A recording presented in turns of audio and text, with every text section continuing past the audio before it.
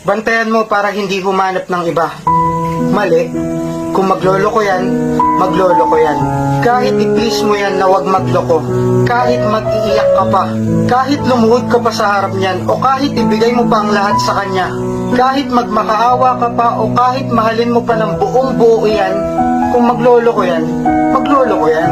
Kasi kung totoong mahal ka ng isang tao, kahit anong tukso man ang dumating sa kanya, kahit maraming pagkakataon na gumawa ng kalokohan, o kahit umabot sa punto ng buhay niya na kung saan sobrang komplikado na ng lahat, kung mahal ka niyan, mananatiling tapat sa iyo yan.